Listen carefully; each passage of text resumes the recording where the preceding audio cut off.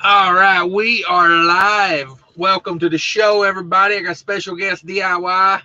We're running a little late here. Looks like DIY fell asleep on me. DIY, wake up. Hello. Hey, what's going on? What's going on? Oh, not much. Trying to do a live show over here. What you doing? Why are you so tired? Been a long day. Started at 1:30 this morning. Had a reefer go down overnight. Oh, bruh. Had up all night getting that sorted out. Why did that happen? I had an alternator go out. Ain't nothing you can do about that. No, but in the middle of rural Oklahoma, it can be hard to find a shop. Yeah. You know. I assume we got that taken care of. Didn't lose no freight. Yeah, we got her. It only ran for about 4.5 hours on the alternator, so we got her just in time. We talking frozen food on there? What are we talking? Luckily, it was just a load of flavored Starbucks creamers. 34 degrees. You know, not those kind of coffee creamers that you keep at 10 below. If you know what I'm saying. I didn't know they made coffee creamer that you kept at 10 below. They don't. Oh man. Don't dwell on it. Don't dwell on it. It happens. All right, let me get this other phone going. So that sounds like a busy morning. Is that the only thing that happened today? Probably pretty uneventful after that, right? Had a lot of work to do. They're saying there's an echo. I can hear my voice in here. And I don't know why. Oh, it's backfeeding through your phone.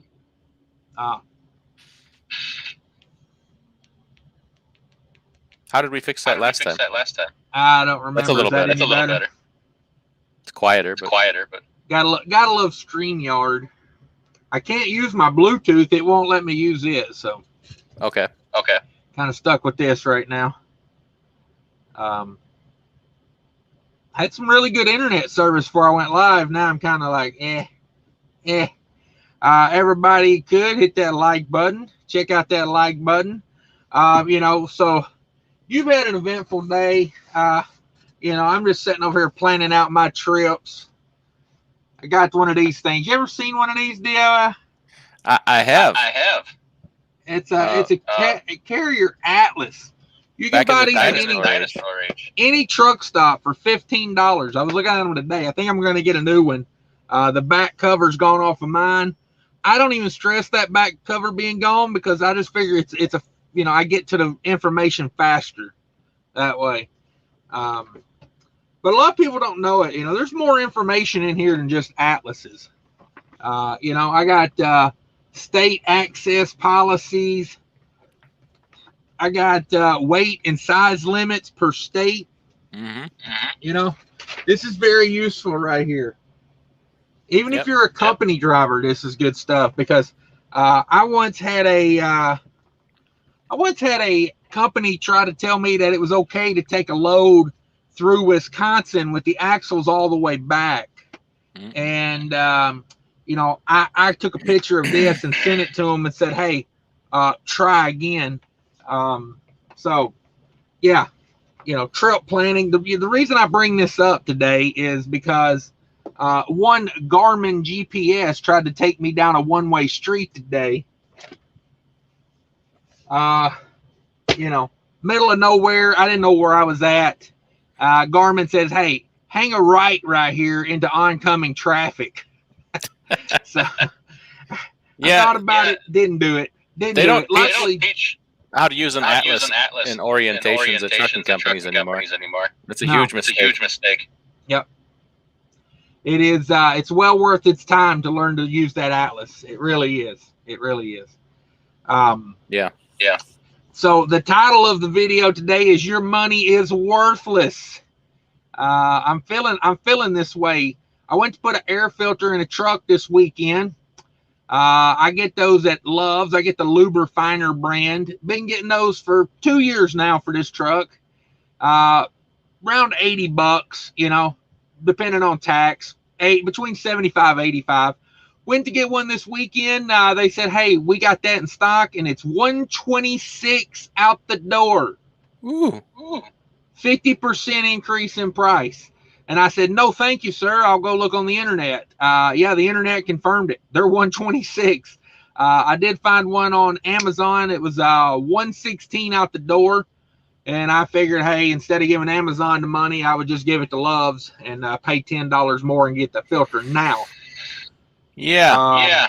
Inflation is real. Are you feeling the inflation? Big time. You know what? Something that people often forget with inflation, it's and you know these high rates are part of inflation, which is you know it's fun for everybody at first. In the beginning, it's a big party. Yep. Until things start to catch up. Right. And then everybody starts to get hurt. You know, these rates are great for us. But it's not good for the economy. No. And that's not the only thing causing the inflation. Don't get me wrong. We could sit here and talk for hours about what's causing all this inflation. There's dozens of things. Let me try to unplug me and just see if I can fix this echo. Okay.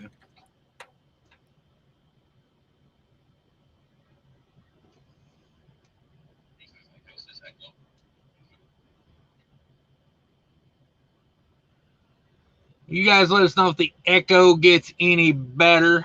I guess I could try going on my Bluetooth, but every time I try that, it does not work out so well for me. But let me give it a shot. I'll let you undo yours. Is that better? Is that better? Before I turn mine on, let's test it and see. Anybody let me know about that inflation? Let me know about the echo or the inflation, whichever one is worse. Also, where's everybody at tonight? You know, I like to know where everybody's at. You know, I like to, you know, I'll come over and hang out in your truck with you if you're nearby. You know.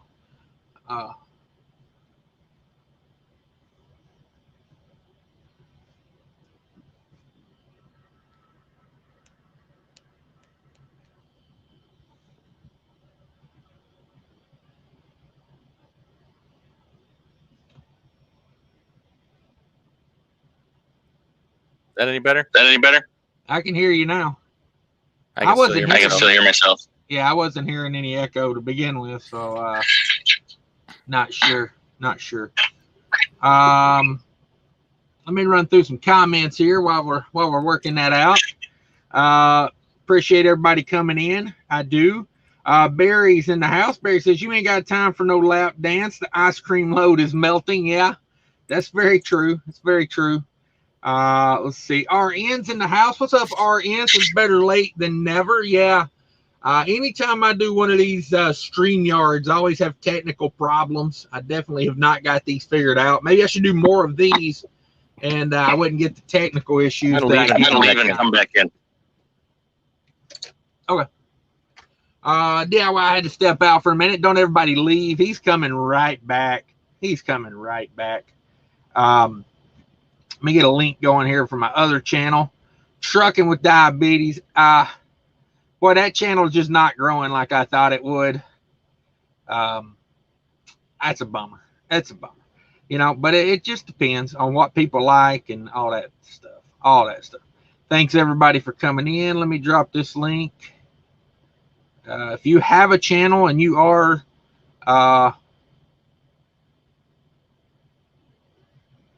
if you want to drop a link to your channel, go for it. Waiting on DIY to come back in here. I'll run through some more comments. Let's see, where we at? Carlos in the house says, hey Cash, did my reset in Clovis, New Mexico, and let me tell you about F2F. Okay, what's up with F2F? Tell me all about it. East Texas Trucker in the house. What's up, East Texas Trucker? All right, DIY's back here. Let's see if we can get her going. Is that any better? Oh, I can hear you good. I didn't hear the echo before, so I don't know about that. I was watching somebody else on StreamYard the other day. They was having the hardest time with the echo. So yeah. I think it's actually worse now. Oh, okay. Well, is it the headset or is it? I don't know. Let me turn my phone down. I don't know. I turned it up a little bit, but try turning it down again. It could be. I don't know what's going on. I hate to speculate. I never know. Jerome Jones is in the house. Joe Gampa's in here. RN's in the house. Nick G. Paul Harris. No Name says very bad echo. Okay, that was from a while back, so I don't know. Maybe it's getting a little better. Chicken Hauler. Unfortunately, I'm still working, so I hang out for a while. Hope y'all doing well. Yeah, we're doing good. Just shut her down for the day. Just wrapped up my day, so figured I'd hop on here and see what you guys were doing. Paul Harris, this is the Tonight Show. Yeah, you better believe it. That guy, that mess on TV ain't worth watching. Alex says there's an echo. All right, that was a little while ago. So, you figure it out? It's worse now. It's worse. Try it without the headset. I got no microphone. Oh yeah, that's right. You're on a computer. Turn your headset off once. My headset is off. I don't even know why I got it on. Let me try it with my headset.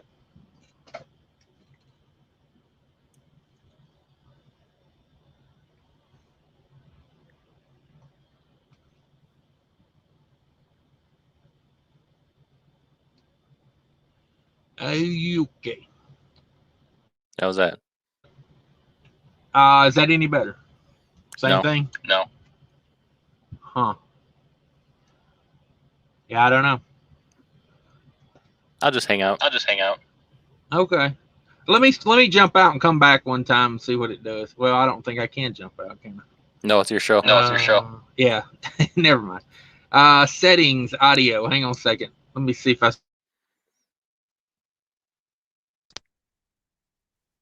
Am I on Bluetooth now? Let's see. How's that? No. Is that better? I can still hear myself. I don't know what the problem is. Don't know.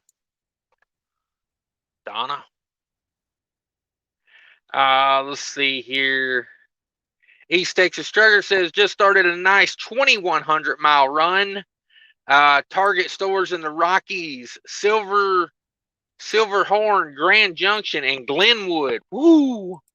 That's a good summertime run. I wouldn't want that in the winter. I'm scared of the mountains and the snow. I don't like them together.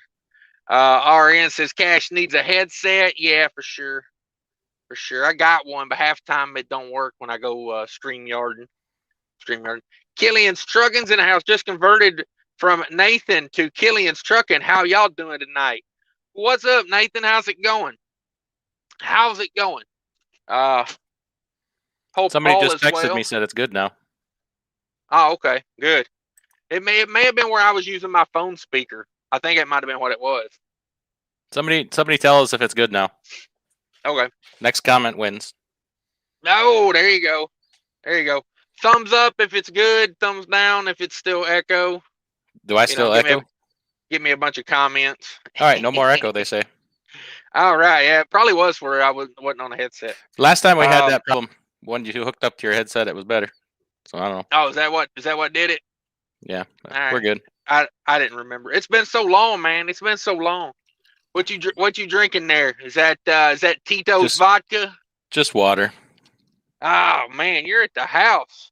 Why ain't you got a kegerator? I can't afford anything more.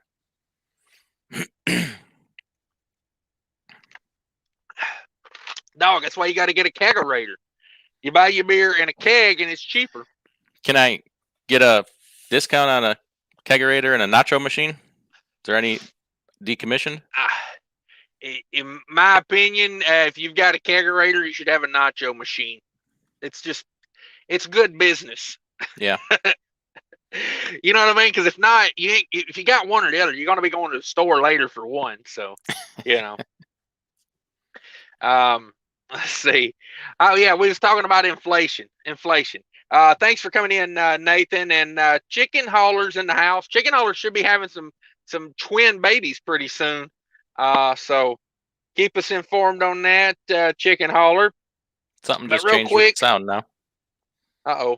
I think you disconnected. It's okay. Am I not? I'm still hearing you through the headset. Okay. I don't know. So let's talk about inflation a little bit. You said you were shopping for reefer trailers today? Oh. So in March, I don't know. No, I bought 3 trailers earlier this year. Hang on one second. So I'm here with DIYSemi. Let's talk about buying reefer trailers. Yeah. I bought a set of 3 trailers off the same place. One in January, and then the other 2 I decided to get in March. And doesn't matter what I paid. It was a pretty reasonable deal. And looking online today, I could sell those for, let's do some quick math here, 3.2 times what I paid for them. Whoa. Yeah. It's ridiculous. Are we in the trailer flipping business now? You know, it's tempting, but we in the freight hauling business, you know? Right. And it really is. Who's got the equipment right now? Because, you know, you hear people say, I'm going to buy this, I'm going to buy that. When the price goes back down, who's saying prices are going back down? All indications say going up, you know? Like this trucking equipment. Like I tell you what, like, I know I talk about shortages and stuff, but it is getting real. I mean, look at the dealer lots. Yeah. You know, these large carriers are not turning in equipment, and they're not going to, and they're not going to sell it because they know very shortly whoever has the equipment is going to get the work, and it might be to a point where you can name your own price. I don't know, but so that truck I was talking about the other day, on Friday, I made my list of demands to the dealer, and because we have a relationship, he's like, let me talk to my boss. So he did. He called me today. He says, we got it in the shop. We're going to do everything that's DOT related. We're going to fix the air conditioning. You know, the only thing they may not address is the brakes, because they're close, and if they're legal, they're not going to replace them. Right. So everything else, yeah. And I said, well, you know, contingent on you doing these things, I'll take the truck. I put money down on it today just to hold it. I said, consider it sold. Excuse me. I said, when you get it done, bring it to my house. We'll sign the papers. And because that's what you get when you start building relationships with people. They bring you stuff. I mean, you get service. You actually get service. Right. Are you buying that from Enterprise Truck Sales? No. So yeah. Anyway, I was talking to him a little bit more, and they have, I think, 14 dealers around, you know, Wisconsin, Minnesota area. And he told me, he says new trucks will not hit the lot until mid to late 2023, not 2022. Wow. He says we're not even allowed to take orders. He says the ones that are coming in for 2023 are pre-sold to, you know, the bigger carriers that are on trade programs. Man. So he says if you can get something right now, buy it. Yeah. Doesn't matter. It almost does not matter what you pay for it, because that is all there is going to be. Yeah. Well, you know, so what do you think's going to happen to prices for what is out there? Right. Now, I'm not saying freight rates hold up to match it. That's a totally different topic. That's the key to it. You go out here and buy one of these. Now, I can't remember where I heard it, but I'm pretty sure it was on YouTube. I heard a YouTuber saying that if you had a Peterbilt truck order in, that they were offering you $30,000, $20,000 to $30,000, I think was the number, just to walk away from the order and let them sell the truck. Now, if they're offering you 20 to 30 over what you've paid for it to let them sell it as a new truck, I mean, what are they selling those trucks for? 240, 250? Maybe. It's got to be in that ballpark. Now, a lot of people don't know it. Like a month ago, I put money down on a new truck, got it reserved, and it was one of 7 the dealership was supposed to have. It wasn't a brand new truck. It had 60,000 miles on it, 2020 Cascadia. And basically what happened was they were supposed to have 7 of these trucks coming in, and the corporate side of the truck dealership came in and said, no, you're not going to sell those trucks. We're going to sell them cash to one of our mega buyers. And, Big Mega came in and said, here's cash for all 7 trucks, asking price, and I had negotiated a pretty decent price on it. Like I was really happy with where I was going to be in that truck. Yeah. This truck, they were going to give me what I paid for this truck with the warranty, the same price I gave for it. And I've put over 200,000 miles on this truck. Yeah. And people, that really want a truck or whatever right now, going to have to relax your standards. You're not going to get what you want. You're going to get what you get. And there's a point where you're going to be happy to have it. Yep. I mean, that's sad, the sad truth, really. Yeah. So this new truck, you might pay $100,000 for a piece of junk eventually. Yeah. Oh, hey. A year from what do you think next year is going to look like? My God. Honestly, man, I'm shopping for deals right now, but there's just none out there. Like, you got no promise of any new equipment coming into the market. It's done. And how much equipment falls out of the market every day? Yeah. I mean, just by attrition, our price is going to be double this time next year of what they are now, maybe more. I don't know. It's going to run away. It's going to run away on us. Yeah, I mean, freight's following it right now, but see that's the thing with me. With that other truck I was going to buy, I was going to be 100,000 plus this truck into that, and that's a pretty big gamble. Just it's more than I've ever gave for a truck was 100,000. So, it's a big gamble because if freight don't keep up, freight doesn't keep track. I'm going to have to run the wheels off of that truck to keep that payment going. And one would naturally think, okay, inflation, keep freight rates up. And that's a logical pattern of thought. But inflation can kill the freight market. Right.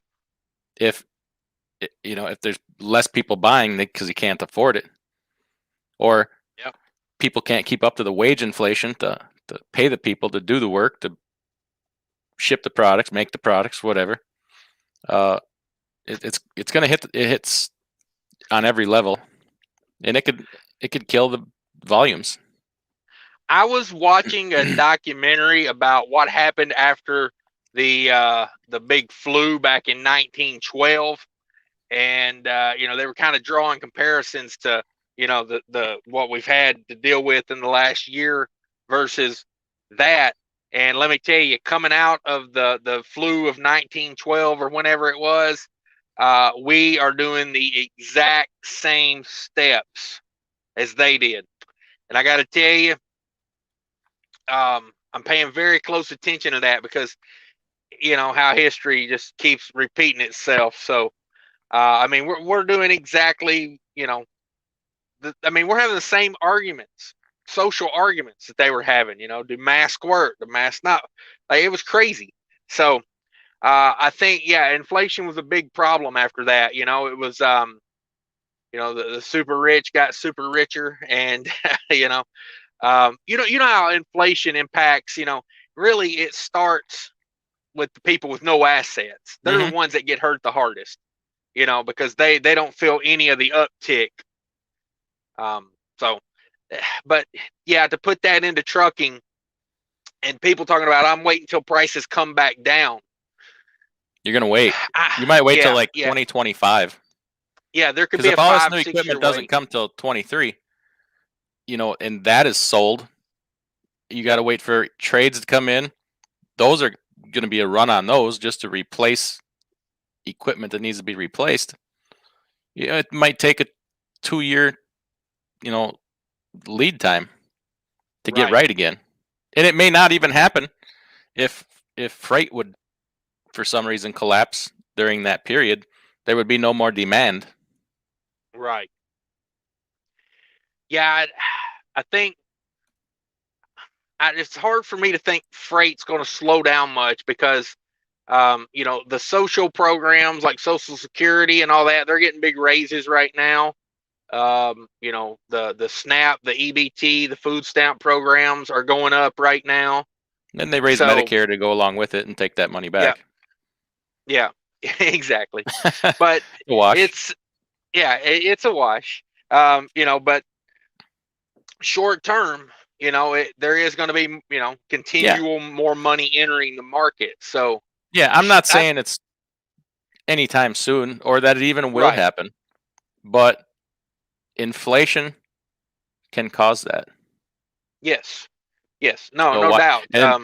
There's no denying the inflation that exists right now. There's just no denying. The government denies it. I mean, they lie about their consumer price indexes and, you know, their inflation numbers because they have to protect their, you know, their entitlement programs. They're never going to tell the truth about it. Well, you know, I heard a stat that said, you know, it was year over year, August was 5% inflation. So that's a lot. If they're admitting to 5, you know, typically they don't admit to 1%, 2% a year. If they're admitting to 5, 11, 12. Yeah. Exactly. Because you got to remember, in those numbers, they take out food and energy. They say, well, because it's too much volatility. But that also happens to be 2 of the biggest expenses in our lives. Oh, they take and housing. Take out housing too. Yeah, those are kind of things that ought to be the key points, honestly. Yeah. Let me grab a few comments real quick here, see what everybody's doing. Where's everybody at? If you've got a question for our special guest DIY, leave it down in the comments. We'll try to get to him. You know, he's a walking encyclopedia of trucking. So I tell you what, I challenge anyone to try to stump him with a trucking question. Leave that down in the comments if you've got the most obscure trucking question. Honestly, I was talking to him on the phone the other day, and I'm just riding down the freeway, and I'm like, I wonder if there's a truck stop, you know, and he literally knew like the next 4 truck stops on my route. And I was just like, do you got the pocket book over there? You know, the little mini book. Do you got the little pocket truck stop book over there? I'm like, what are you doing? How do you know this? You got Trucker Path pulled up or something? I got that Trucker Path chip implanted. Oh, okay. Did they give you a premium membership for that? They did. I just got to talk about it in my videos. Yeah, they tried to give me that. And I was like, me and the communists typically don't play well together. You know, I like to get paid for my efforts. East Texas Trigger says, got signed up for a gym membership by the DC so I can get a couple of workouts in. Health is wealth, my friend. Health is wealth. I'm ordering a exercise bike for my truck because I know winter coming. I'm not going to be able to get out and move around a little bit. I've lost like 20 pounds, you know, just by eating different. So now, you know, it's time to start doing some workout with it, you know, because you can only do so much with your diet, I think. Me personally. Let's see. DIY has been a member for 4 months. Thanks to all my channel members, by the way. Thank you guys. Freight Trucking or Fate Trucking. How do you say that? What is that? Fate trucking. Fate trucking. The young man believes it's his fate to be a truck driver. Oh, fate. Oh, okay. I get it. I said, hi, guys. I hope your days are better than mine. Damn, I never taking home time again. Yeah, never go home. That's a key to trucking. That's a very strong point there. Nick G, 2018. Dang, you need an update on that thing. Yeah, I need a new Atlas for sure. This thing's been through hell. Look at it's not even a laminated one, and I've had it that long. So it's got heavy use. Nomadic Brit's in the house. There's your boy, Nomadic Brit in the house. Evening Cash and DIY. Oh, DIY dropped out on me. He'll be back in a minute. Thanks for stopping by, Nomadic Brit. If you guys don't know, Nomadic Brit's got a channel. I like him. He's got some stuff going on. I'm learning the tanker game, the OTR tanker game from Nomadic Brit. One of these days I might want to be a tanker yanker. I'm just saying. My fault. We back. Figured out what the echo was. Oh, okay. I had 2 StreamYards open here on the computer, and I closed one of them, bounced me out, but it also fixed the echo. Oh, okay. Oh, hey. Sorry about that. We figuring it out. Fate Trucking says, Crown in the cup? ? High quality H2O. Ooh, not even Gatorade? No. It has electrolytes, dog. Got me some Brondo. Plants love that Rondo. Plants dig it. It's got electrolytes. It's got what plants crave. For sure. T in the house says, had to get, whoop, dang it. Well, I might have lost that comment because it jumped on me. Whatever. We'll come back to it. We'll find it. Gary Bates in the house. Holy crap. Cash just heard about how there's a new way the bank can take 10% of your money if they have a crisis again. Yeah, time out on that. Calling time out. However you do that, like that, right? Let's go. Yeah. Got T. Correction, they can take 100% of your money. Yeah. What year was it? Part of the 2008 crisis that we went through with TARP and everything. Most people don't know your bank account is now considered an unsecured asset of the bank. It is not your money. It is not your account. It is an unsecured asset of the bank. Anything you have in that bank. And according to the law now, they can raid your not social security, your the box, the box you get at the bank. Security box. Yeah, that what thing. Is that called? If you don't visit it for a 90-day period, it is legally considered abandoned. What the hell's the name of the box? Damn it. Security box, something, security deposit box. Safety deposit box. There we go. Safety deposit. All right. But yeah, your bank accounts are considered an unsecured asset of the bank, and they own it. So just so everybody's fully aware of that is a fact. Carry on. Well, that's the way it should be. Yeah. All hell our overlords. I'm just glad they let me keep about 35 to 40% of the money I earned. I'm just happy they let me keep that much of it. Who's letting you keep that much? You must be in one of them states with no income tax. Well, yeah. I'm just saying, like loopholes and whatnot. Yeah. I'm on that Jeff Bezos tax program over here. We don't claim it, we spend it. You know what I mean? It's all business expenses, dog. Mm-hmm. I need a warehouse. Bam. I built a warehouse. T was saying, had to get off my trainer's truck. Dude wouldn't shower. LOL. Think I lost my job for refusing to get back on. Yeah, you don't need that job. If anybody didn't watch that live show that Mark at Trucking Answers did earlier, if you're a new guy in school, you definitely need to be checking out Dot Foods. DOT Transportation is their company that moves their freight. Dot Transportation. They take people fresh out of school and they reimburse your school over like a year or 2 years. But you know the key to that company that I did not know that I really have a lot of respect for? They pay hub miles. Okay. They pay you every mile you drive, which, you know, is the way it ought to be, because with all the electronics now, they know how many miles you put on that truck, you know? And if I have to drive 20 miles out of route because of, you know, say it's a hazmat load and I can't go through town, I got to take the bypass, you know, I should get paid for that, you know? But yeah, everybody, if you didn't watch it, go check it out. It's a good show. Trucking Answers, Dot Foods, or Dot Transportation, excuse me, Dot Transportation.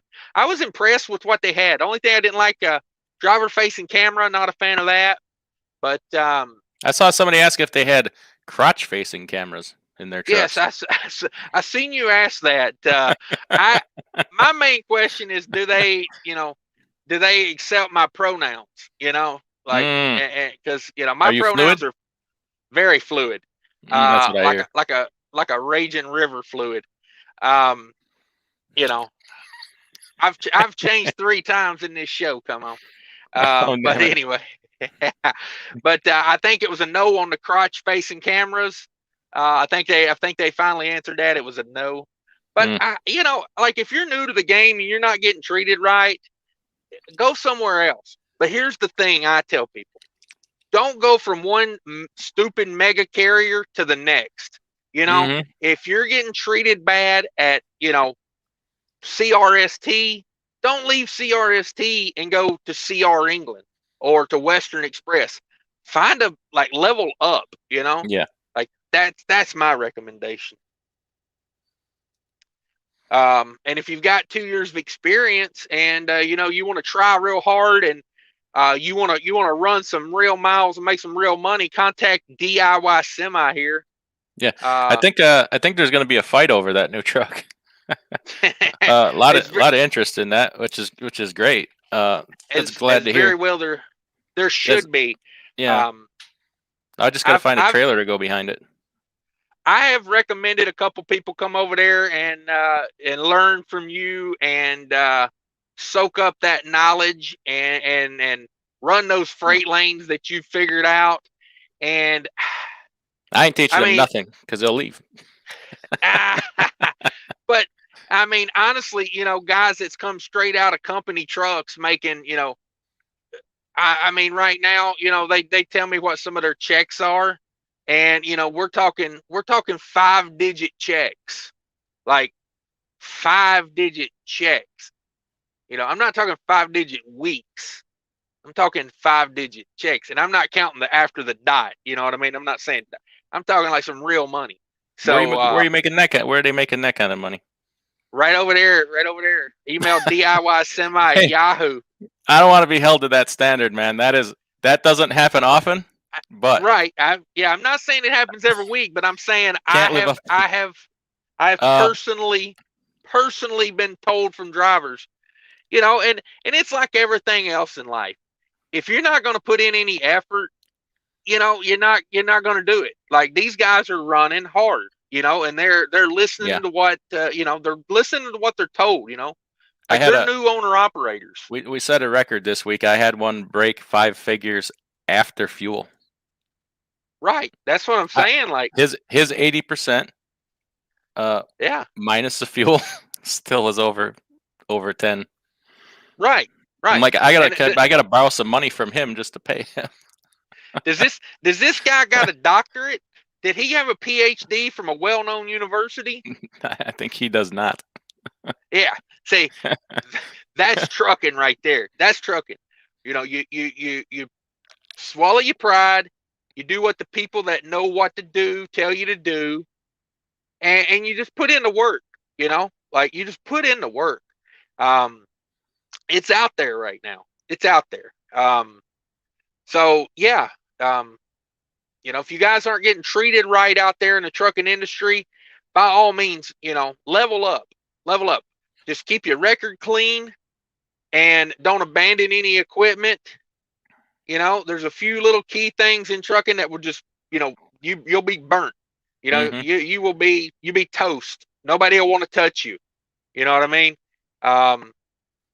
yeah, so keep your record clean. Don't abandon any equipment. And, you know, I always recommend, you know, find a new company before you quit your current company. And that keeps you honest. That way you ain't just quitting a company all the time, you know? Like, it's like, okay, well, I've found a better situation. I'm going to go to that instead of just quitting and then trying to figure something out. Because I think when you do that, you typically end up in another bad situation. It's gonna honestly, it's gonna happen every time you chase money.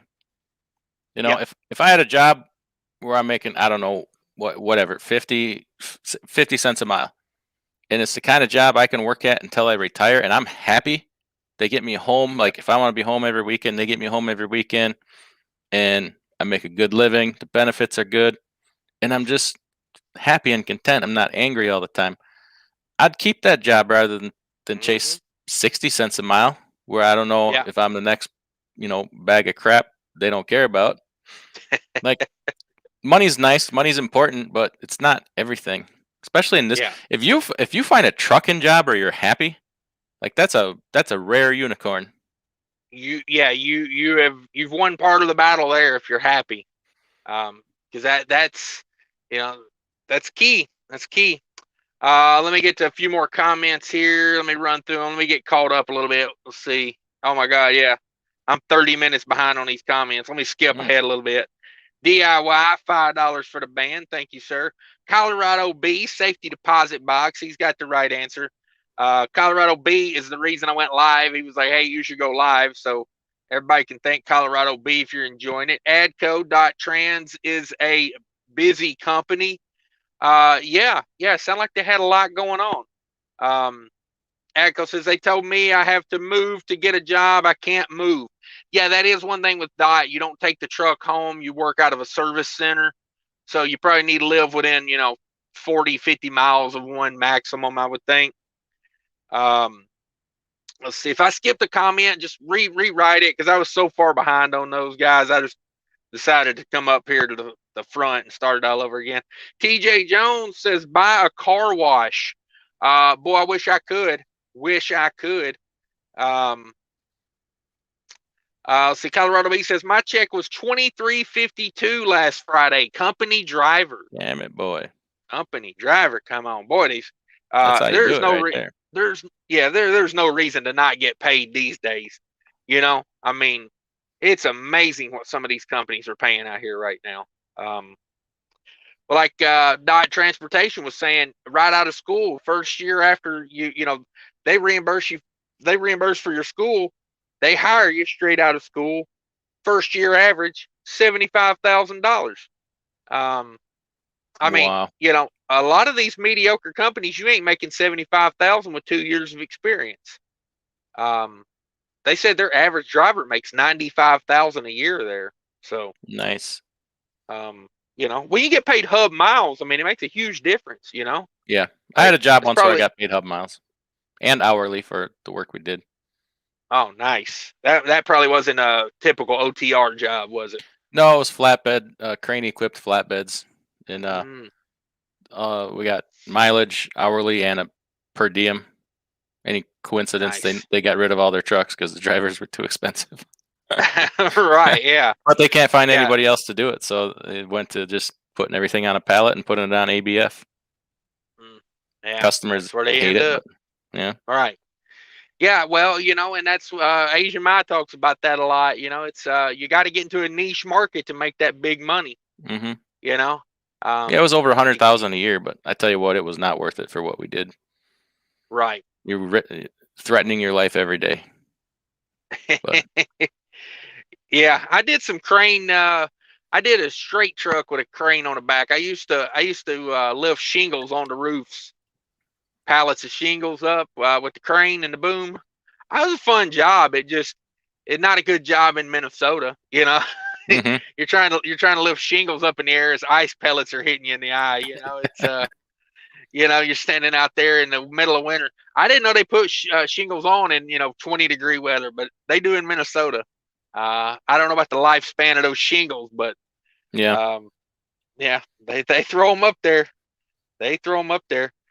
See, got another one here. 2 for 1 says, here's $2. Thank you, sir. I'll get me a roller wiener with that. You better believe it. I'll do the conversion ratio. $2 equals 1 wiener. You just went fluid again. Damn it. Hey, I like those all beef with a real snappy skin on them, Yeah, that's what I hear. I like a thick skin on my wiener. That's what they say about you around a truck stop. Mark Perkins is delivering flowers to Myers stores in northern Illinois, southern Wisconsin. Is the season for Christmas mums? Yes, sir. Yes, sir. I think that's Halloween. Chrysanthemums. Oh, what did I say? Christmas mums. Oh, that's yeah. English isn't your first language, I know. Well, chrysanthemums. Okay, yeah, I thought he had misspelled. I misread. The reason I have mums on the mind, my mom was talking about buying mums, so I was thinking mums. But yeah, English isn't my first language, that's for sure. But let me get to some more comments here. Let me grab a water. It's getting a little dry in here. George Wilson says, Dominique, the dump truck driver, says in Seattle, the union drivers are getting $46 an hour, she said. 116 month dues, better than $400 a month insurance. But you got to make those wages out there because a 1-bedroom apartment is $1,800. Right. Or yeah, more. That's probably more by now. That's what I was going to say. Like that's and it depends on too. What is that prevailing wage? Is that the prevailing wage, or is for that unions? just normal wage? Yeah, unions peg there to minimum wage and all that. If you got a $15 minimum wage, then they have to raise theirs. But yeah, in an educated society functioning properly, prices should actually go down, not up. Right. Yeah, because the more you make of something, the process gets refined.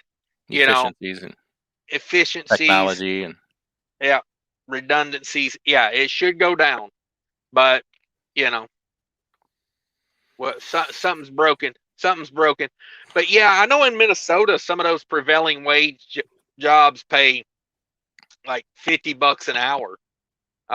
If you can get on them, but it's like not every job is a prevailing wage job either.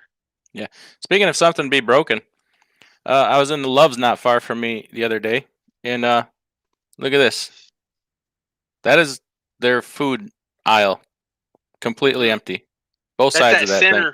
That's that center thing in the store at Love's. There's the other side of it. I mean, if you're hungry for some salad dressing, you could have that. And Hardee's is all but out of business. They're open 7 hours a day. So you can't get anybody to work. They're not going to stay open long at that rate. No, you can't pay your rent. You got utilities. You got, it's ridiculous. Like, enough already. I was Love's Hopkinsville this morning. Woke up, went in, used the bathroom, whatnot, did my thing.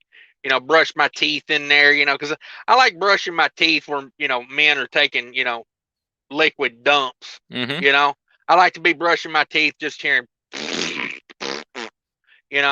I never said that. I brush my teeth in the. That's just for me. I like brushing my teeth in the truck, man. It's like I ain't gotta listen to all that, but I always find it funny. A guy in there brushing his teeth, like it's the nastiest place on earth. But anyway, brushing your teeth in the sink that some SOB was just blowing snot rockets in. That pissed me off. That same place. One day I'm gonna grab some of them guys by the head and ram it into the faucet for that bullshit. Oh wait. But I was in there this morning about 4:30 this morning, and Love's is closed, or not Love's, but Hardee's. Oh, Hardee's. The Love's was down to one employee. Like if he hadn't have showed up, Love's would have been closed. The shop was closed. They're no longer 24/7 there until further notice. That Love's is their tire care closes at no third shift. Basically, they go home at 11, reopens at 7 or 8 in the morning. And they had one employee there. So basically, no showers, no anything. And the Hardee's was closed, and he said maybe open around 7, 8 o'clock, but closed until further notice. Where's the breaking? Like, things are already breaking, but where's the breaking point? Like, what's the final straw? Right. I think it's stupidity at this point. Like, get your ass up, take your ass to work. Yeah. I think it's, I think a big part of it is wages. It's even if they're starting at $12 or $13 an hour. Yeah, but some jobs aren't worth that. I understand that you have to make a livable wage, but it's not supposed to be your life strategy to run the fry later. Like, you're supposed to want to move up in life. You pay higher wages, you're gonna convince people to stick with that job and never advance and improve themselves. I mean, well, and let's face it, like, you can only pay so much. Yeah, I think a lot of these places can afford more of a wage, though. You know what I mean? It's just the way it's gonna have to be. Wages are gonna have to correlate, because if groceries are going up 20%, rent's already, like, I always look at that, how it correlates to rent in a certain area. And that's rural Kentucky, Hopkinsville area. You're near Clarksville, Tennessee. That's not a super expensive place to live. But even if Love's is paying $15 an hour, like, what is that on a 40-hour week? $600. Yeah, but it's economically true that a higher minimum wage hurts the people worst that are part of that minimum wage system. For the simple fact that the first things that are affected by that minimum wage are the core staples in your life. Would be food, fast food, rent. Okay, wealthier people don't care about those things. It hurts the lower income people worse.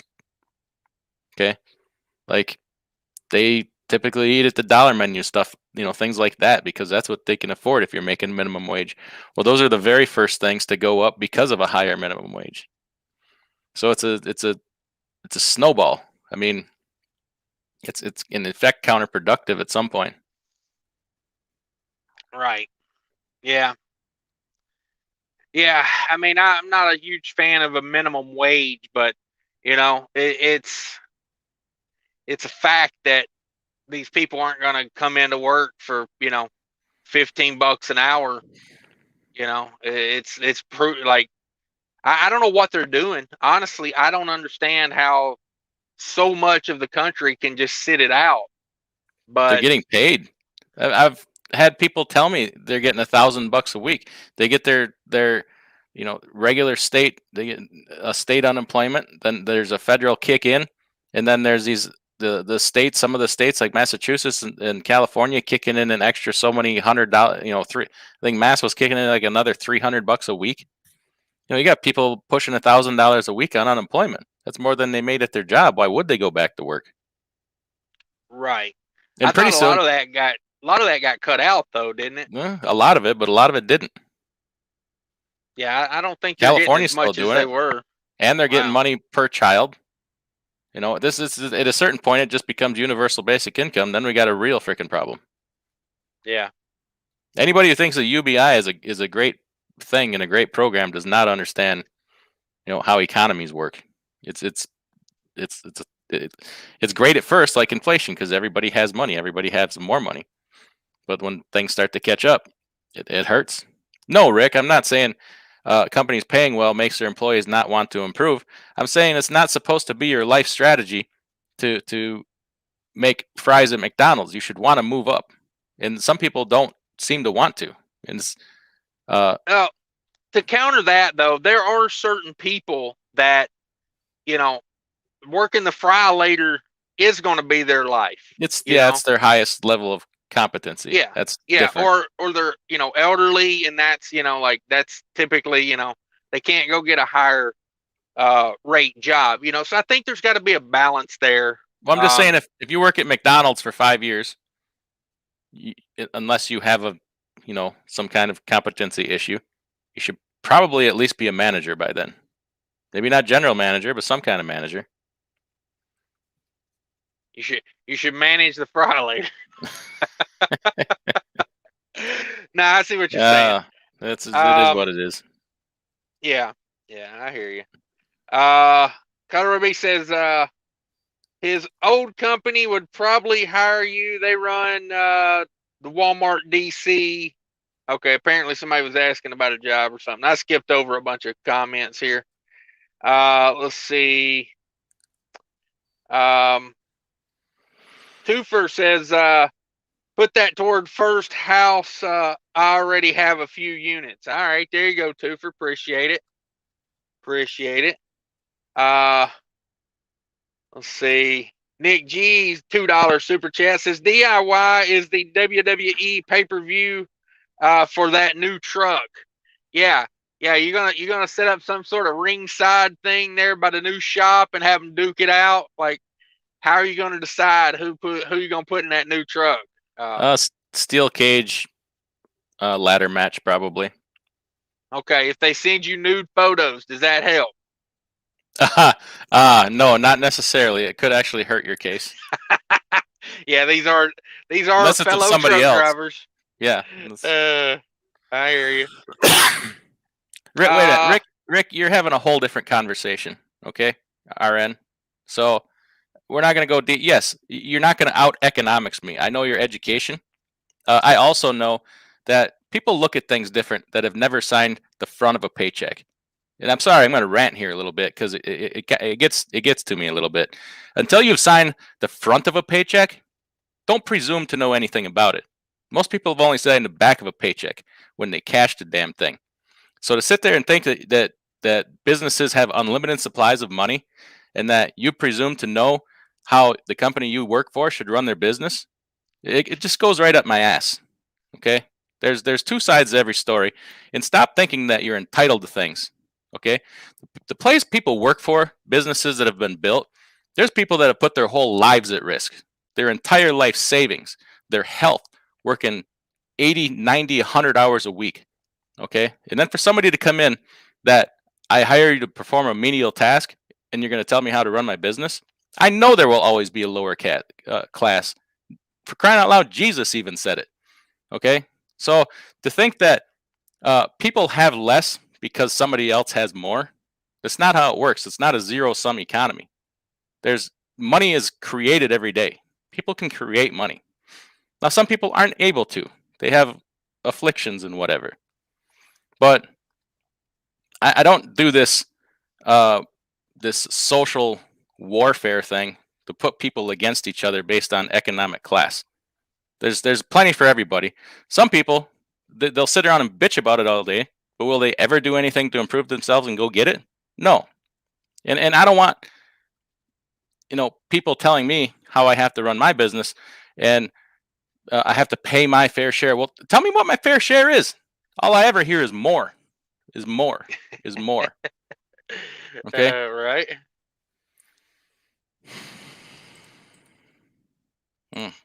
Sorry, it's been a bad day. It's been a long day. Hey, that's why I bring you on. We're learning stuff. Calvin Leak's in the house. What's up, Calvin Leak? He says, what's up, Cash and DIY? He says the stimulus money already did that. Yeah, for sure. That's a big problem with the stimulus money. Lap dances are $75 now. Or that's what a friend told me. I don't know that personally, but that's what somebody told me. Hey, Calvin Leak's in here. Calvin Leak's, he knows what we're talking about.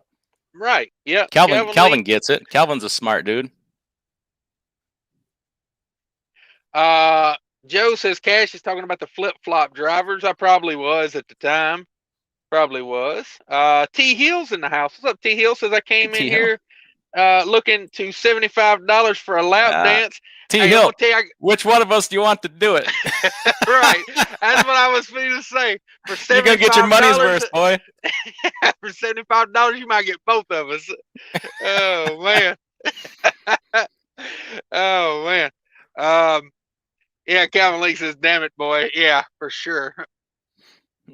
For sure. Sorry, I apologize for ranting on your show. I take it back. No, it's fine. No, I apologize to you. Sorry, I get a little heated, and you know what? I'm entitled to my opinion too, though. Right. Damn it. Yeah. No. You know why? Because I have a microphone and a YouTube channel. Right. So well, and then the other side of that, Rick's got a keyboard. He can say what he wants to as well. You know what I mean? More than welcome to. I don't, I don't, tell people what to say here. By all means, if it's on your mind, say it. I did like something you said there was, tell me what my dues are, because all I ever hear is more. That's exactly what it is. And you know what? That's what we get from every level of government, right down to schools, whatever. I saw a bumper sticker one time. Well, no, I'm not even going to go there. Forget it. It's just more. Come on. Some of the best wisdom I've ever learned came from a freaking bumper sticker. I mean, it said that's like it said it'll be a great day in America when schools have all the money they need, and the military has to have a bake sale to raise money for bombs. and that kind of, I'm like, you don't get it. Like, you don't get it. Well, nah. No, in a perfect world, that's true. But so okay, when can they start telling us how much money they need instead of constantly crying poverty? Every damn time you hear them, they're crying poverty. When they're flush with money, they're flush with cash. Right. Chicken Hauler says the government shouldn't have a say in what a business pays its employees. If a person don't like the pay, they can move on. Exactly. That's why I get a kick out of everybody. Oh, my trucking company's screwing me. Well, not really. It's voluntary. Like you can quit and they can fire you. Like, it's not. Yeah. Nobody is conscripted. We don't have that anymore. Unless nobody is conscripted to do anything. It's against the Constitution unless you're a business, and in which case we have to, for free, withhold taxes from people's paychecks, collect child support, check on their health and make sure they're vaccinated, and if they're not, see to it that they do get vaccinated. The company has to do all this for free for the government, but there's no slavery in this country anymore. But Nick G says, love the DIYSemi rants, and they're on point. So there you go. There you go. You got you a subscriber out of that rant there. Nick G is on board. All right. I'm overly tired. Robert Burns says, haha, DIY is seeing the world through my eyes. There you go.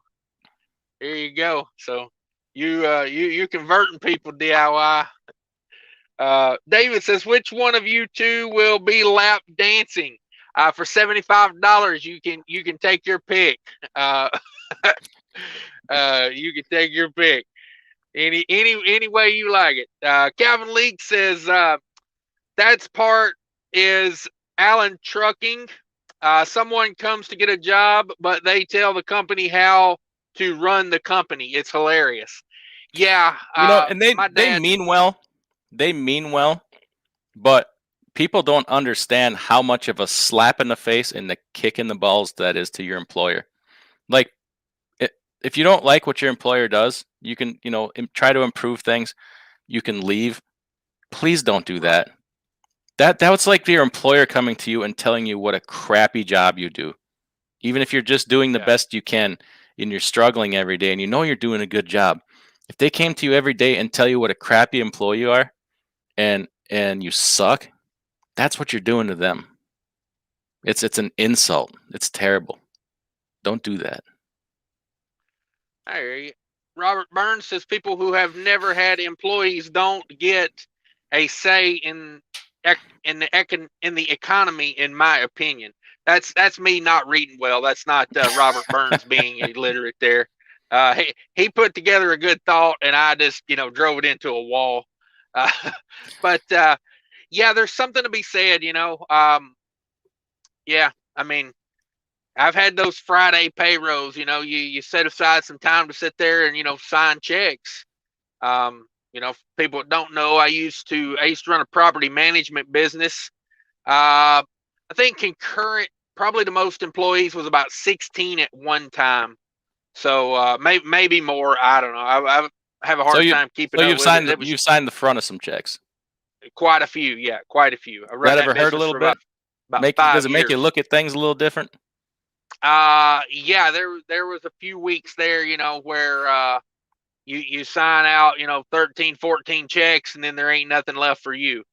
Mm-hmm. So but it's kind of funny because I was driving by this little factory in Georgia today, out in the middle of nowhere, a little factory, probably had about 30 cars parked in the parking lot.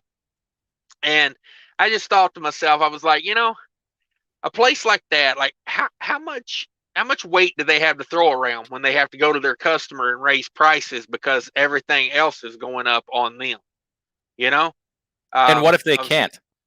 Right. And what if they can't? Sometimes they have to eat it. Yeah, it's true. It's true. Let's see. Joe says, if you both owned a mega carrier, what would be different to the drivers from today's mega carriers? What do you think the biggest thing about mega carriers? What's the biggest dilemma they facing these days? Oh, geez. I know mine. I'll tell you mine while you think about it. I can't pick one particular thing. Oh, I autonomous trucks. I'd buy me a fleet of them. Don't need all these whining drivers going the wrong way down one-way streets getting me sued. I mean, no, I'm just kidding. Obviously, autonomous trucks way worse than drivers that are right now. But no, the big thing I would fix is, I think pay is eventually it comes a zero-sum game. I would invest in the drivers, like the comforts, like that type of thing. More amenities in the truck, no base model trucks, nicer equipment. If a guy's been there a few years, maybe even actually ask him what the hell he wants, like I feel like a lot of mega carriers just, here's what you get. If you don't like it, move on. Yeah, I can't think of one thing, but there's so many things. But I suppose one thing that I would change is go back to making it more personal. Like you don't, like some companies, you're like not even supposed to call your dispatch. You're supposed to do everything on the Qualcomm or whatever. I would go back to freaking telephones and, knowing people and talking to people. It goes a long way because you know how things can be misconstrued in writing, especially over a keyboard. Like, that would be one thing. Like, bring back the interpersonal relationship of it. Acto says there's economics for you. Lap dances cost money. Yeah, you won't get no jiggles for free around here. Let's see. Nick G says, didn't know this was a champagne room. Every room's a champagne room if you got the right amount of money. That's right. Oh, wait.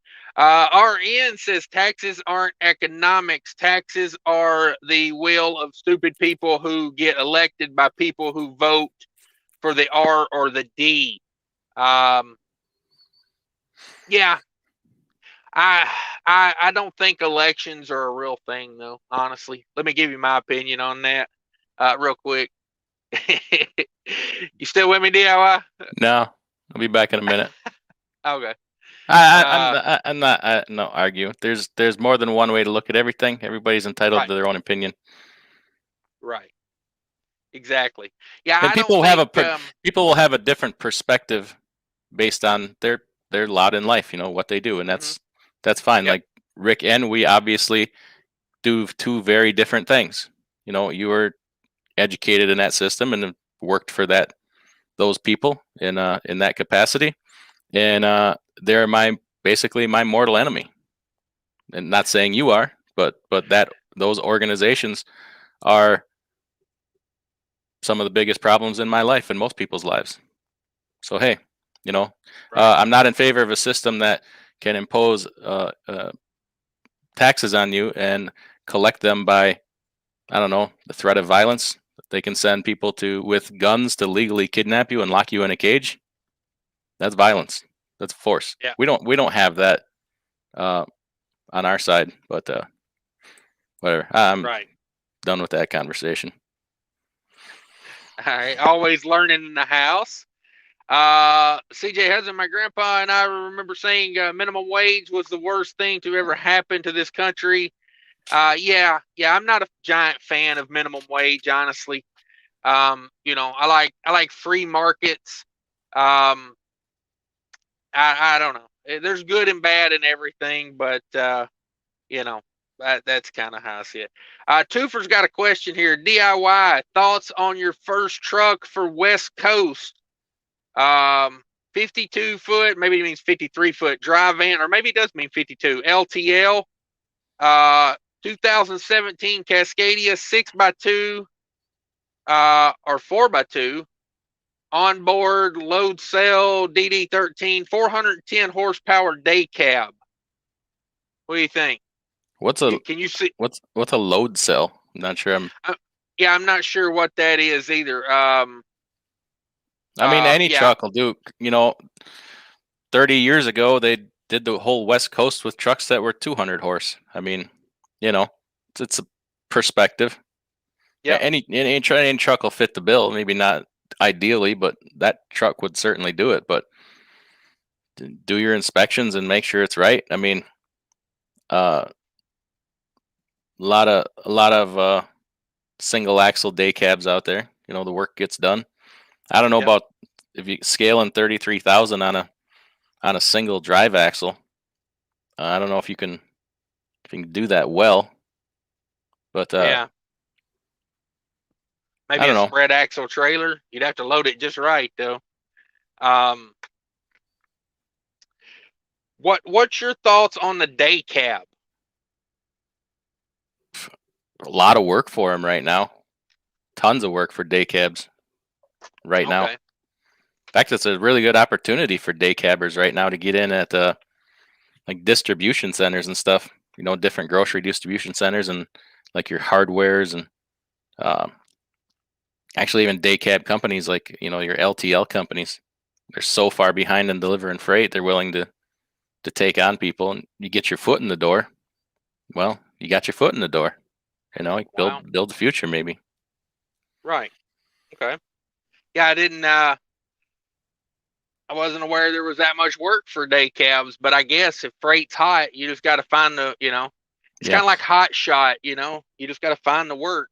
The LTL companies are struggling right now to get their freight delivered. They need help, and they'll take help. So, you know. Right. Yeah. Who was it? YRC, you know, even with all the freight moving right now, you know, their tonnage is down.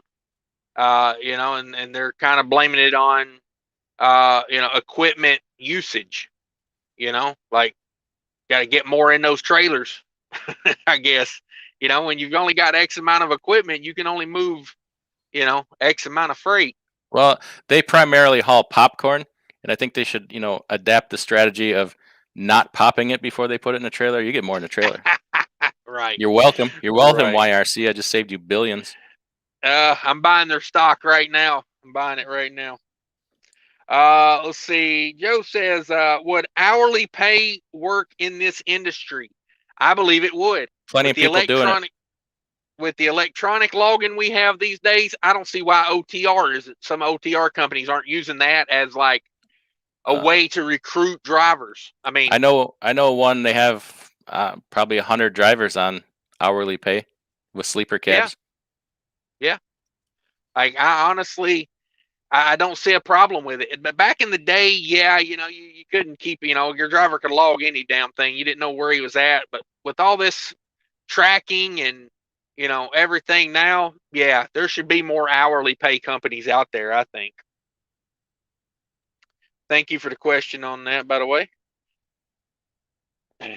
Let's see. George Wilson says, I would provide workout gym for my drivers, laundry room, rec room, barber shop. George, you make them too comfortable, they won't be out there working.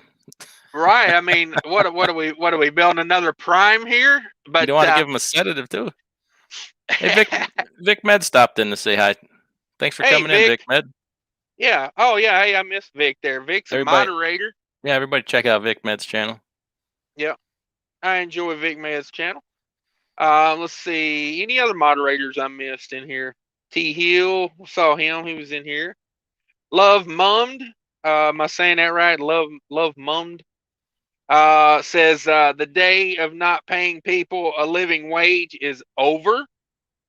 Well, maybe, but not if inflation outpaces it. Right. Like you could raise it to $20 an hour, and 3 months from now, $20 an hour is no longer a livable wage. Right. Not saying people shouldn't get a livable wage. I'm just saying we could easily get ourselves back in the same situation again. And then if you got to keep closing that gap, well, as things creep higher, inflation runs away. Like it's there's no controlling it at that point. We don't have a good way out of this right now. We really don't. No, because I always think you get people into work, you get people jobs, the economy is going to improve.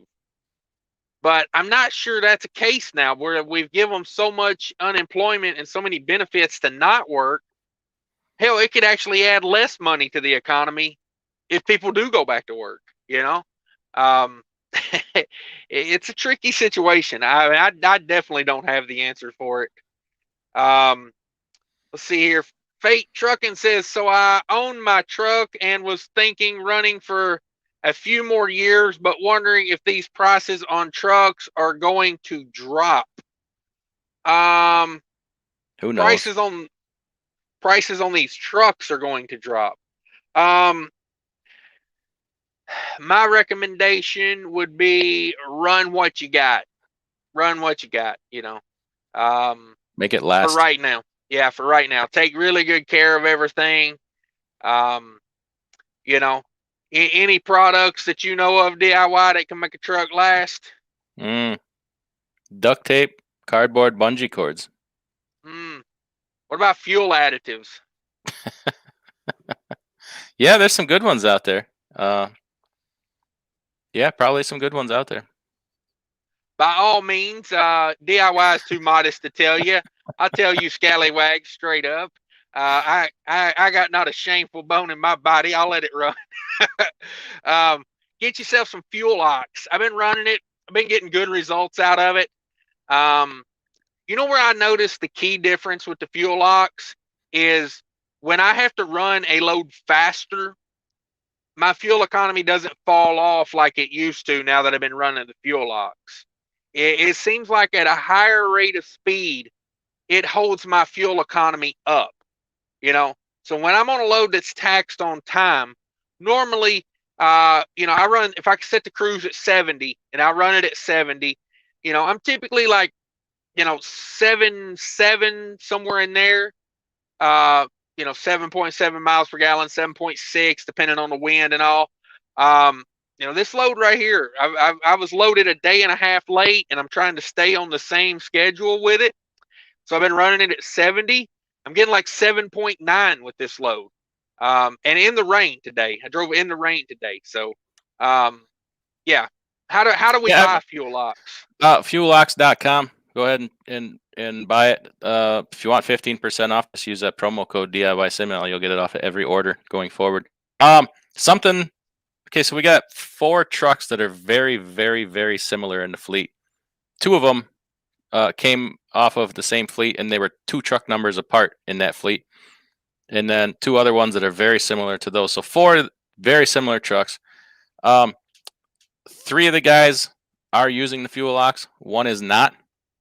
And I see their fuel economy. I just did right here. I just did my fuel taxes today, and obviously different drivers, substantial difference. And also on the Keep Trucking app here, I can see everybody's fault codes and check engines, and it's a different story between the trucks that run it and the ones that don't. Here's the truck that does not run it right now. There's 3 active faults. PC20CF. I looked that one up. That is I think that's a NOx sensor, but it's not active right now. One of them is a boost sensor, and then there's a P225E. I have not looked that one up yet. That's a new code. But the one that's been running it the longest has had next to no problems.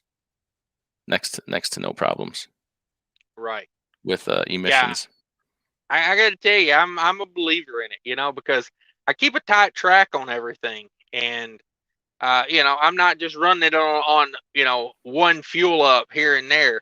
I actually ran it for about a month and a half, didn't run it for a month, went back to running it, a good true, multi-week comparison.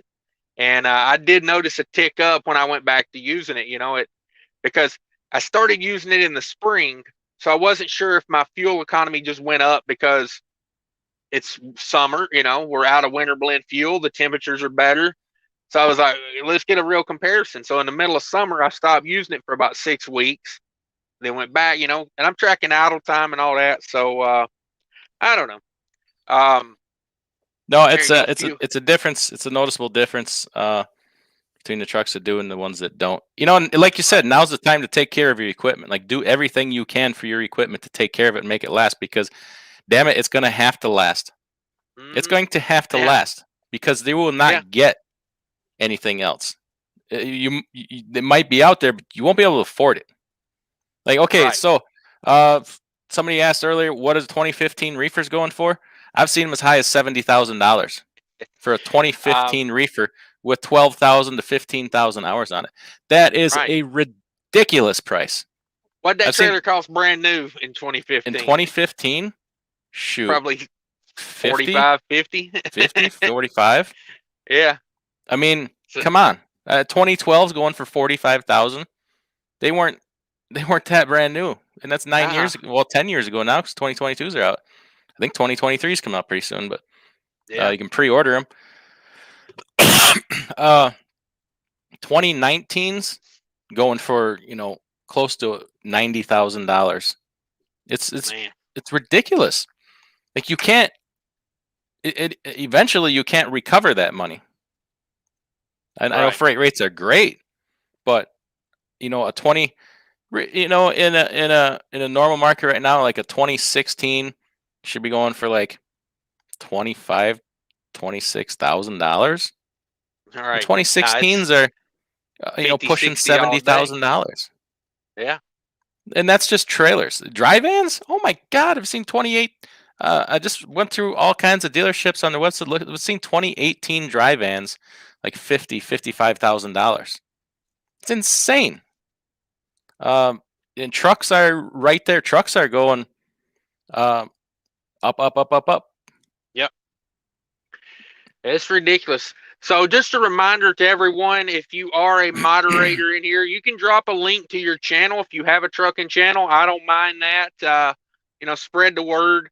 Because if you've got a moderator, I approve. Backwoods says hit that like button for sure. RN says this market needs some deflation. That's true, but I don't know where it's going to come from. It's Calvin Leak says, so I got to pay that $75 to be a moderator. T Hill has got the VIP. Yeah, T Hill paid up, man. He come up with that $75, and I kicked him up VIP. You should be a moderator now, Calvin. I had to clear out a bunch a while back, and I think I had some people with fake channels in here that I'd made moderators, so I went back down to a few numbers. T Hill's got that money. He's in that $10,000 challenge with Dirty Broke, and I know. I've seen that bank account. I know he's got that 75 in there. That's the key. We know you got it now, T Hill. Calvin Leak says the Duct Tape Express. Yeah. There you go. Well, I've seen a few here lately, man. Like, you talking about keeping her on the road. Like make it last, but don't be a jerk about it. Like, fix things. Like bungee cords and duct tape holding your hood on. It's just unacceptable. Come on. I want to say, put a mud flap on something. They're like $12. God almighty. I seen a truck the other day at the fuel island, and I noticed his whole mud flap bracket was bent up, and I was like, okay, whatever. I look over at the other side. He's got a 2-inch strip of mud flap hanging from one screw. literally one screw and like the part in between the tires, like his mud flap had got up between his duals. And literally the one little strip was all that was left. And I was like, boy, that looks ragged as hell. I went back to the trailer. He didn't have a mud flap on either side of the trailer. I was like, I thought about going in the truck stop, literally buying him 4 mud flaps and just walking out there and going, here, put them on there, because that's karma for my next windshield. Like, you'll follow him through a scale and they'll let him breeze right through and then pull your ass in. That's what gets me. Oh, yeah. I love these hot shots, man. Every time I go to a scale, there's a hot shot around back. Them hot shots are feeding the bears, man. I seen a guy strap an F350 to a hot shot trailer the other day. He literally put a chain over the frame rails of the F350, and the one in the front, one in the back. One chain, one binder in the front and the back. Probably straight across with no angle on the pull. No angle on the pull, over the frame, just one side to the other, over the frame. He put the binder to the trailer. He didn't even use the binder to tighten the chain. He hand tightened them. He didn't have a breaker bar. And he drove away with them damn things. Just the chains were literally just flopping around. And I was just like, I ain't even worried about it, because hopefully he don't kill nobody. But at the end of the day, that feeds them bears when you do stuff like that, and it keeps them off of me. There you go. Let's see. Gus says, what would all y'all college kids do that have part-time jobs making minimum wage to make ends meet if their employer wouldn't be able to afford to pay them? Yeah, that is one negative. Gus is exactly right. It's like I said about a week ago in my live stream. It's like these rates are great, but people are losing their ability to pay. So if somebody's going to pay you $10,000 for a load, what good does it do if they can't pay you? Right? We just had a factoring company go out of business, so this is happening. Like, people were not paying the factoring company so they could pay you. It's a real thing, and it is happening. So that's just an example of how it's not an infinite supply of money. Like, it's not good. It's good at first because everybody's got money, but then later on it sucks. Right. Because stuff like that happens. Gus is right. Gus is exactly right. Yeah. Businesses don't have unlimited money. Joe asked Cash, are you still getting a new truck? As of right now, no. I'm thinking about putting my name down on a brand new one, I mean, hell, I got the 2023 to come out with the money come out. You know what I mean? By 2023, hell, I might be having money saved up just going and pay cash for it. George Wilson says, prolonged engine block treatment reduces those RPMs by 200 Rs. Chlorinated paraffins. Chlorinated paraffins. Yeah, okay. See, I don't know about science. Is that good or bad? It's not good. It's not good. Oh, okay. Okay. Under heat, it turns into hydrochloric acid. Ah, okay. Yeah, that doesn't sound good. Calvin Leak, now a moderator, by the way, I see his wrench there, says, yes, run what you got for the most part. If you can, just service the trucks when you're supposed to. If something is wrong, take care of it ASAP. Yeah. Yeah, we gotta take a new strategy right now with maintenance. Like, we can't let things go. Things need to be fixed right away, and they need to be fixed right, because we're losing the opportunity to get parts. The government's not going to cut us any slack with safety and at scales and stuff. Got to keep that truck running. Give it the best things you can. Like, give it the best parts you can, not just the cheapest. Obviously, price does not always equal quality. Obviously, but take care of it. Like, we got to go back to Depression era thinking at some point, where your parents, just because a sock had a hole in it, they didn't throw it away. They darned up the sock and wore it another year. Eventually we're gonna have to start, because shortages, they're not getting better.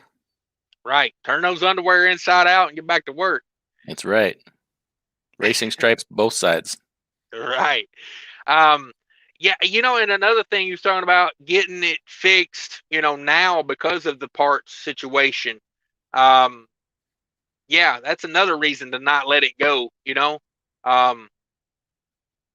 I've thought about, stopping at these Loves and just going in there and, asking them, hey, do you have an airbag? And if they do, just buy it. I carry one in my sleeper. Yeah. Have for a long time. Yeah. Belts. I'm thinking, a brake chamber and an airbag just for goes a hell long of way. it. Goes a long way. Yeah. So yeah, it's a good point. I don't want to keep you here all night, DIY. If you need to bail out, let me know. Trying to get rid of me? Did I upset the apple cart? No way. No, I mean, hey, I just want to make sure, you've been up since 1:30 in the morning. I'm sure you'll get another call at 1:30 this morning and or in the morning, and That's all right. I'm not gonna like it. Things have to be taken care of. I don't mean to sound like I'm complaining.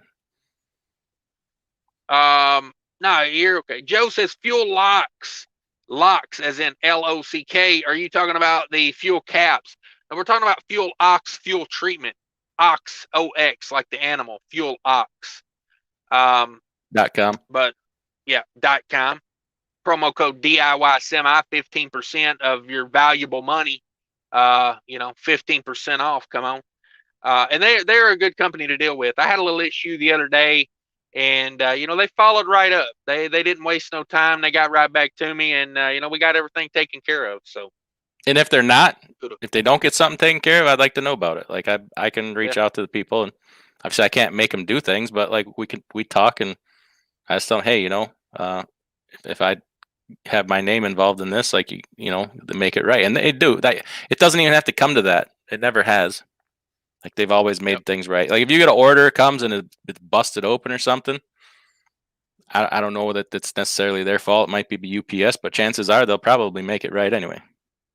Right. Yep. Let's see. Fate Chuggin says, he corrected it there. Yeah, it's Fuel Ox.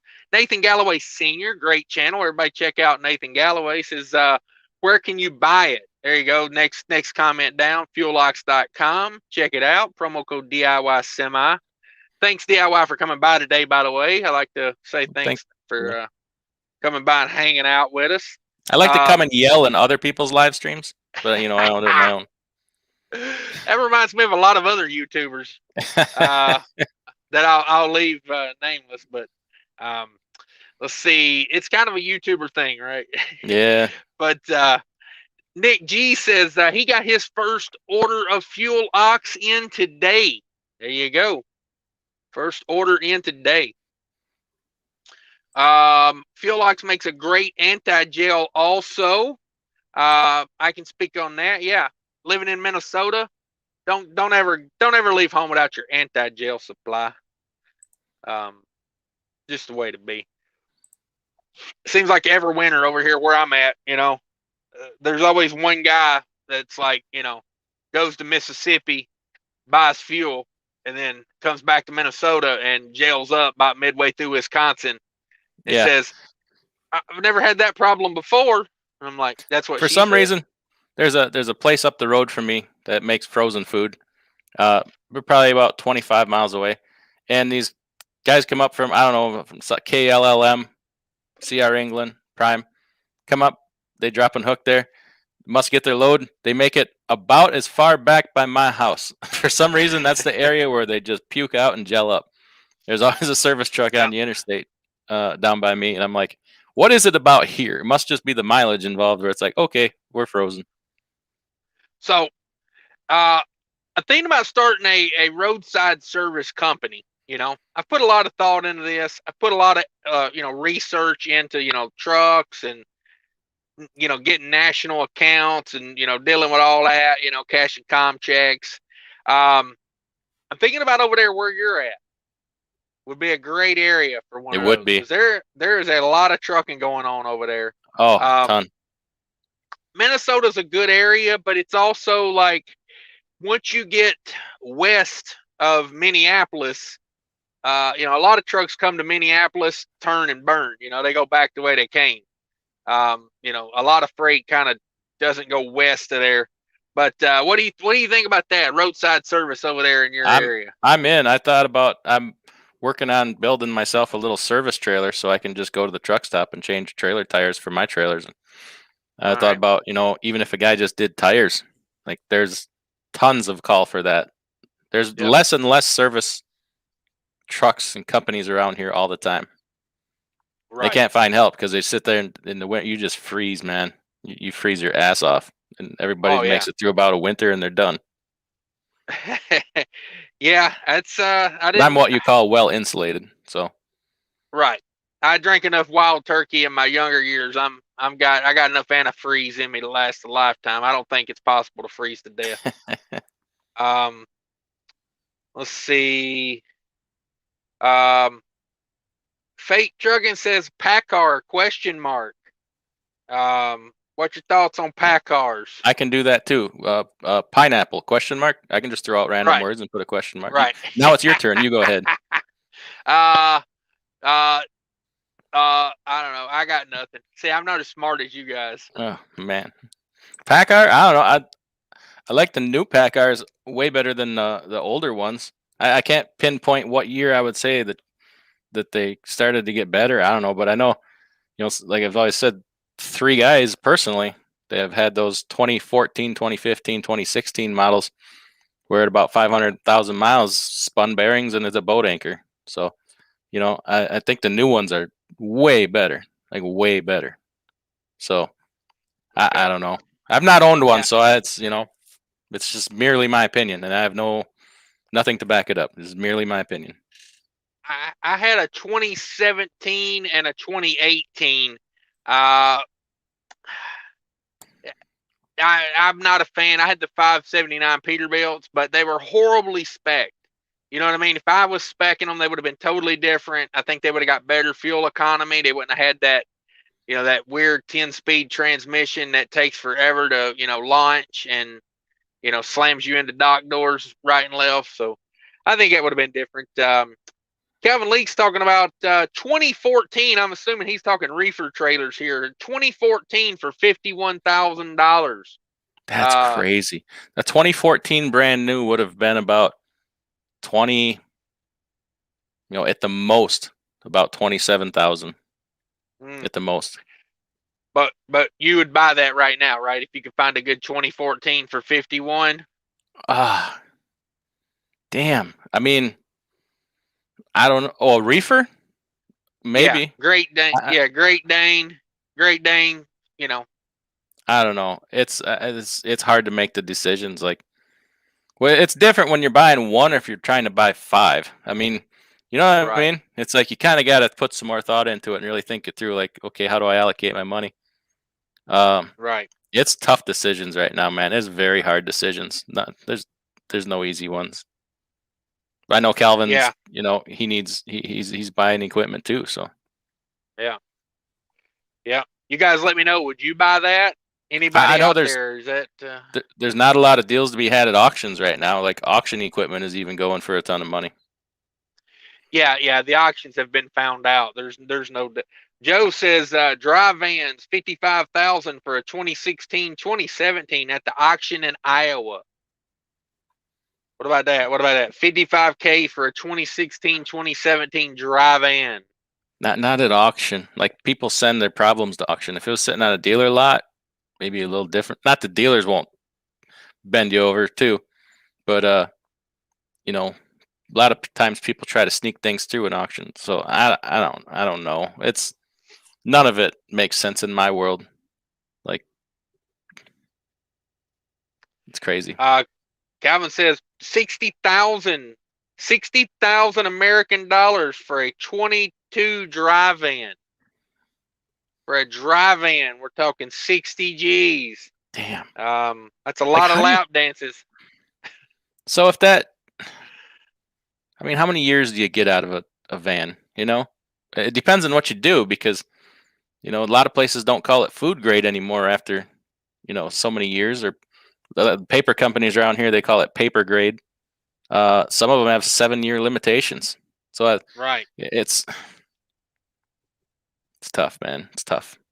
Yeah, I mean, let's put that out over 7 years. You're $180 a week into that trailer over a 7-year period at that point. Yeah. And that's just the payment. That ain't even interest or maintenance. That's just Think of how high the insurance premiums are going to be because the trailer's inflated in value also. Right. Yeah, that's true. It's very true. Vic Mad says bought a 2013 for $37,000 drive van. That's California prices though. 37K. Holy smokes. Holy smokes. Larry says they should let California trucks 08, 09 engines keep running after 2023. Yeah, you're gonna see some real issues out there. Larry, I'm glad you brought that up because it kind of goes back to my point of like a lot could be done about this at the stroke of a pen. Okay, you got California taking these trucks off the road, kicking them out of the state because they're not compliant anymore, so-called compliant. You got California attacking the owner-operator business model and driving how many people out of the industry. Okay, there's so many things. AB5, other states will pick up on it too. Relax it right now. This is a time of national crisis, and you're going to hold to your petty bullcrap and further damage the economy. This could be undone with the stroke of a pen, like by executive order, and they don't do it. It just goes to the point that they're out of touch, and then at a certain point, you got to wonder if some of it is intentional. Yeah, I think it is. I don't think politics, even elections, don't happen by just circumstance. It's all thought out years in advance. I think. That's my opinion. Let me go on to Alex Jones rant here. He just got found liable. Yeah, no, that's why I wouldn't go on to Alex Jones rant. But yeah, he's got issues. But I kind of feel that way about politics. Like I've lost a lot of trust in it over the years. JH in the house. What's up, JH? Says I just paid $34,000 for a reefer with 14,000 hours. It was a needle in a haystack. Nice. Good deal. Yeah. You stole that joker. Stole it. Henry's in the house. Says, yeah, boy, cash and DIY. It's a good night. Yeah, thanks for stopping by. Appreciate you. Joe says that Vic Med, why did you pay that much? ? Is it to meet your customers' needs? Yeah, you got to have equipment to move freight. It's just, you're in the business, you got to have the equipment. Plus, Vic is in California, so I'm sure that was, California price. Yeah. Is different? Never mind. Almost went. I was gonna say, is that one of those gender fluid trailers? So it costs more. Oh, wait. Calvin Leake says, what factoring company went down? What do you call it? Instapay. They're a good size company. And they went belly up. Yes, they did. Hopefully you didn't have anything factored with them at the time. No, I absolutely do not. Might be getting a percentage back in a lawsuit later if you did. Let's see. Colorado B says Schneider is running same old trucks. Yeah, a lot of these big carriers, man.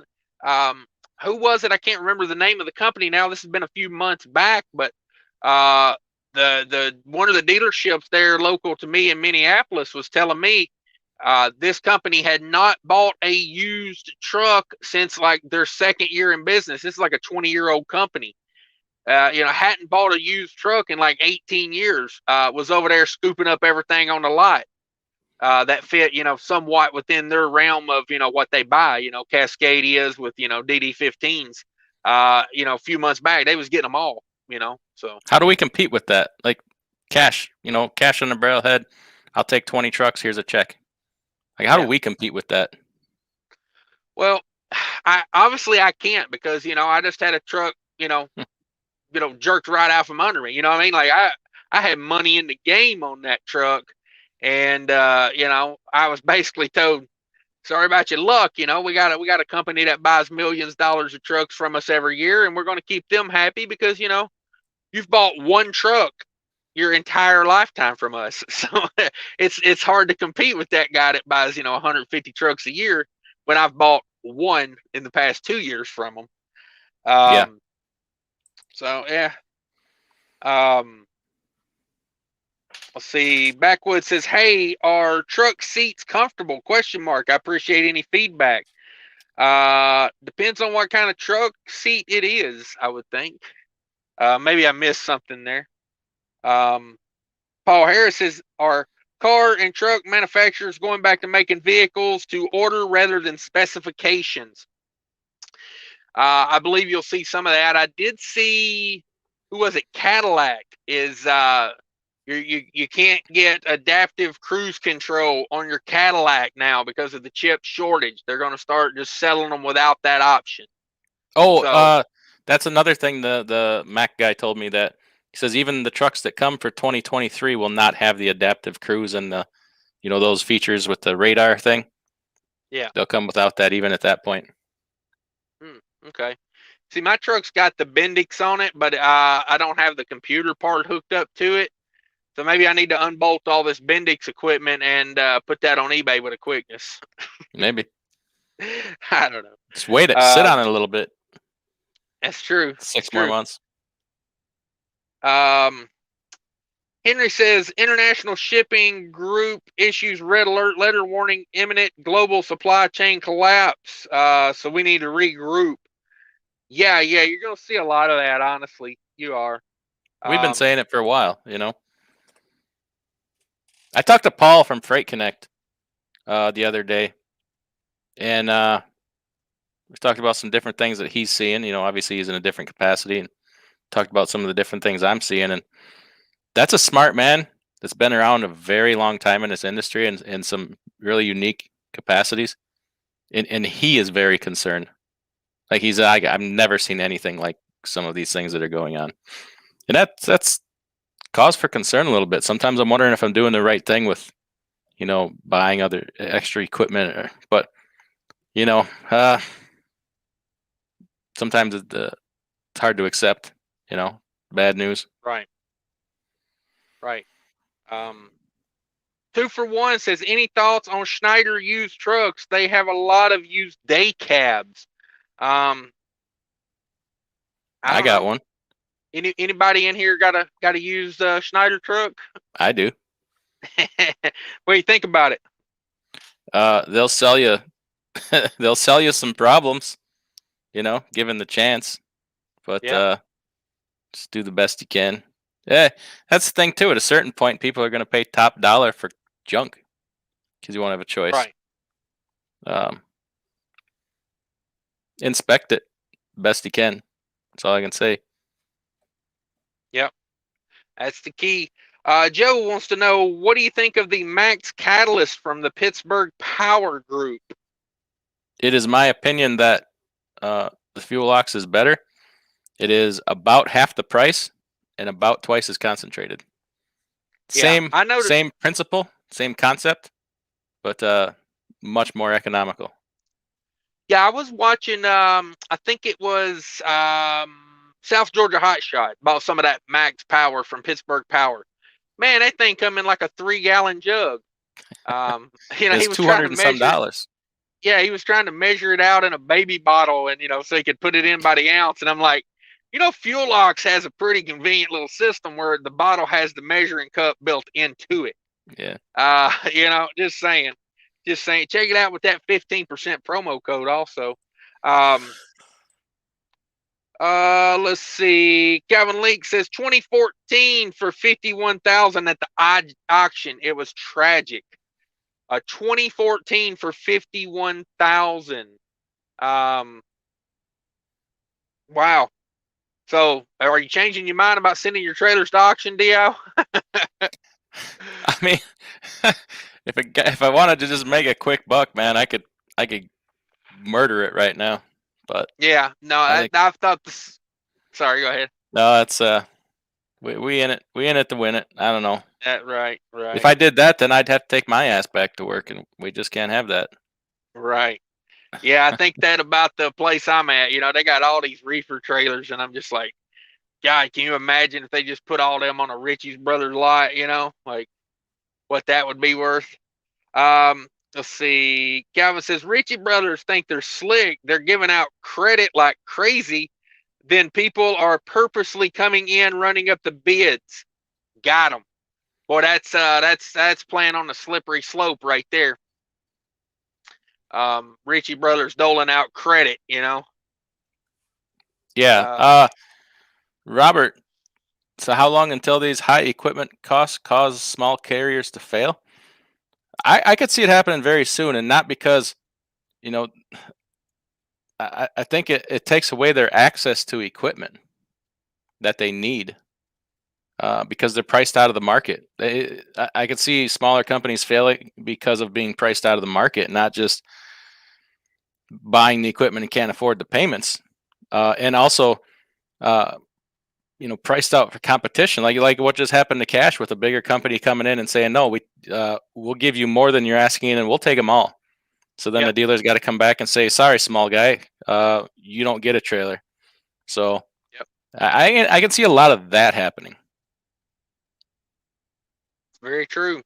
Yeah, I was talking to the owner of the carrier here where I'm at. He was talking about getting, 10. He's got orders on 10 reefer trailers right now. And I'm just like, man, I hope they come through with them. I hope they don't pull some crap like I got dealt, You got to wonder, though. You got to wonder. The megas, if the megas wanted to squeeze right now, maybe not right now, let this go on for a little bit longer, the megas could squeeze everybody out. Because people like me, people like your boss, we all rely on their used equipment. And there ain't going to be none of that. It ain't going to happen for, if they can't get their new equipment till 2023, they ain't giving us any of their used equipment. Right. What do we think's going to happen? I think that might have been why he went to new trailers, Yeah. Because the used market's just so, squeezed out. But how much of that can he afford? He's a good sized carrier, but like $110,000 times, what'd you say, 90 trailers? I mean, you're talking $9 million. Right. Yeah, I think he said he got 10 of them ordered, so. And they play a little bit of the equipment game here too. It's a lot of strategy. Buy new boxes, put your current units on new boxes. You got to play some games sometimes with it to keep it. Nomadic Britt says he's back. His phone had died. Appreciate you coming back. I met up with Nomadic Britt the other day. Really nice guy. Thanks for Nomadic Britt. He brought me breakfast. Didn't have to do that, but I appreciate it. Oh, nice. Nice. I'm looking to meet up with him now. Yeah, check out Nomadic Britt's channel. Everybody that has a channel in here, check out their channel. Calvin. Yeah. Nomadic Britt, we need to get that man some more subscribers around here. So everybody do that. Definitely putting out good stuff. Like I said, I'm learning a lot about OTR tanker from him. I like I don't ever have plans to pull a tanker, but it's good to know what that side of it's like. You might find something that's better than what you got now, and you might learn about Schneider, some things you didn't know too. Yep, that's true too. It's true too. But I think I'm about to wrap it up. DIY. I don't know how you keep it going. I don't know what you're on over there. You're probably on some B vitamin. Is this one of those things where you're going to go to bed and let other people run your live stream? Because I'll run this sucker right into the ground. Yeah, that's what I was planning on going to sleep and just letting you continue on. But I do appreciate you coming by. Anybody that doesn't already subscribe to DIYSemi, do me a favor, go subscribe to DIYSemi. Let me see if I can drop a link here real quick. Anybody wants to take this time to drop a link for their channel, by all means, go right ahead. Go right ahead. Like I said, if you're not subscribed to DIY, click this link on the way out there and subscribe to him. Do that. Joe says we could all be Dylan in the near future. Yeah, Dylan was a little bit of a, I think the big wigs from the venture capital, saw the money, took it, ran. But yeah, if that's what they do. That's what they do. But appreciate you coming by, DIY. Thanks for stopping by, everybody. If you could hit that like button on the way out for me, I much appreciate it. And have a good night, everybody. Later.